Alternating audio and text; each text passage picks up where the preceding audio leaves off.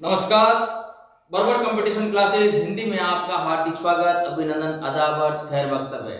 देखिए दोस्तों, आज मैं नए तथ्य के साथ आपके सामने हाजिर हुआ हूं। फिर से हमारा नया तथ्य है नाथ साहित्य।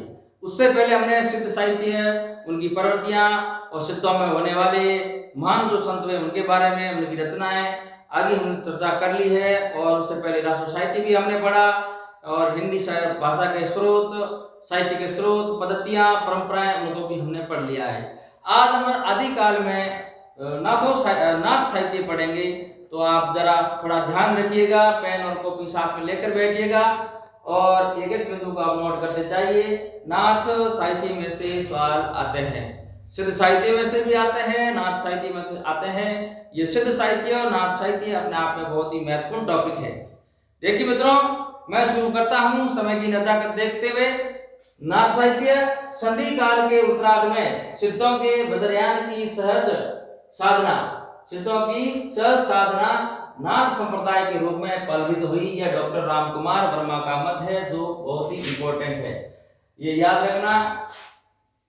यहां से संधि काल के उत्तरार्ध, उसके बाद सिद्धों के वज्रयान की सहज साधना नाथ संप्रदाय के रूप में पल्वित हुई। यह डॉक्टर राम कुमार वर्मा का मत है, जो बहुत ही इंपॉर्टेंट है, इसको याद रखना। कई बार मत पूछ लिया जाता है कि यह किसके अनुसार है, या ये किसने का है, या किसका मत है, ठीक है ना। तो परीक्षा में मत ऐसे आते हैं, तो आप सीमित मत है, इंपॉर्टेंट मत है, उनको आप अपने जहन में उतार लीजिए, उनको याद रखिए, या उसमें से कोई आप ऐसा शब्द पकड़ लीजिए। जैसे वज्रयान की सहज साधना, ये डॉक्टर राम कुमार वर्मा से संबंधित है। उसके बाद में नौ नाथ हुए, आदिनाथ भगवान शिव, मचंद्रनाथ, गोरखनाथ, चरपटनाथ, चौरंगीनाथ, जालंधरनाथ, ग्रहणीनाथ, भरतनाथ और गोपी चंद्रनाथ। यह नौ नाथ वे सिद्ध हुए थे, 84 नाथ हुए थे 9, ठीक है ना। नाथ साहित्य की प्रवृत्तियां देखिए, बाह्यचार, तीर्थाटन, जात पात, ईश्वर के विविध रूपों की आराधना आदि का विरोध। ईश्वर के विविध रूप है ना, ये जैसे कृष्ण भगवान है, शंकर भगवान है ना, विष्णु भगवान है, गणेश भगवान है, तरह तरह के जो नाम है ईश्वर के, ईश्वर तो एक ही है, उनके जो अलग अलग नाम दिए गए हैं, उनका इन्होंने विरोध किया है। और आगे मैं बात करूंगा, शुद्ध आचरण पर इन्होंने बल दिया है। इनकी प्रवृत्तियों में शुद्ध आचरण पर इन्होंने बल दिया। नाथ साहित्य की प्रवृत्तियां अभी आपको मैंने बताया, नाथ साहित्य की प्रवृत्तियां बाह्याचार, तीर्थाटन, जात पात, ईश्वर के विविध रूपों की आराधना का आदि का इन्होंने विरोध किया है। और शुद्ध आचरण पर इन्होंने बल दिया है, आचरण शुद्ध होना चाहिए मनुष्य का, शुद्धता के लिए इन्होंने हमेशा बल दिया। और अंतः साधना पर बल दिया, इन्होंने अंतः साधना, मनुष्य साधना करे, साधना से सब कुछ पा सकता है, ऐसा नाथों ने बताया। नारी भोग का विरोध, नारी का भोग नहीं करें, क्योंकि नाथ नारी भोग नहीं किया करते थे। वो नाथ थे, कानों में कुंडल रखा करते थे, उनका अलग एक परंपरा चली थी, जो हमें आज कुछ नया सीखने को मिलता है। और हिंदी साहित्य के इतिहास में इनका एक अपना महत्वपूर्ण प्रभाव पड़ता है। फिर इन्होंने लिखा, इंद्रिय निग्रह, षट चक्र भेदन, वैराग्य के प्रकारों का प्रचार प्रसार करना।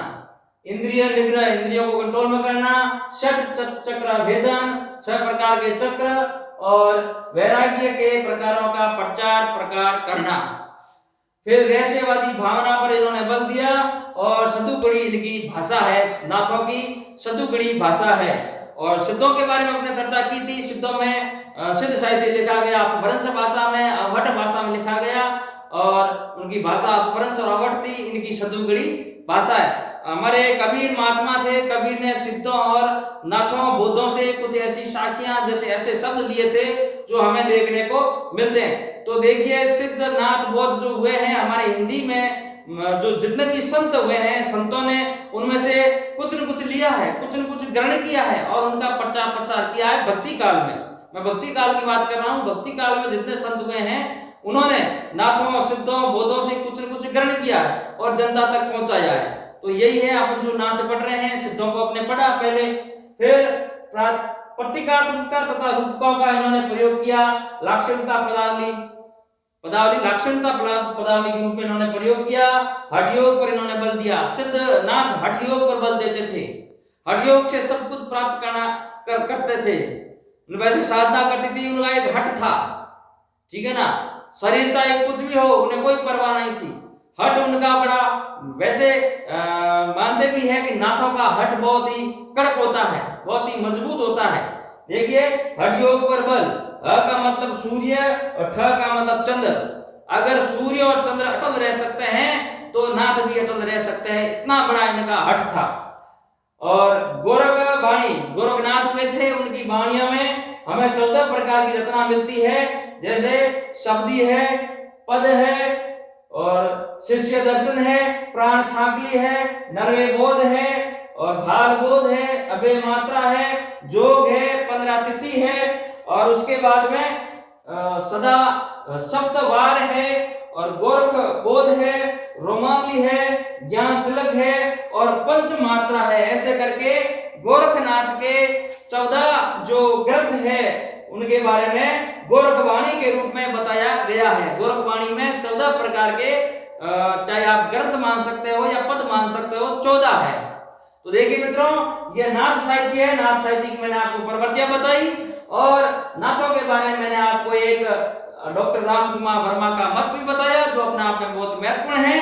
दोस्तों, इस चैनल को ज्यादा से ज्यादा शेयर करें, लाइक करें, सब्सक्राइब करें, कमेंट करें, और इसका आप एक स्क्रीनशॉट भी ले लें।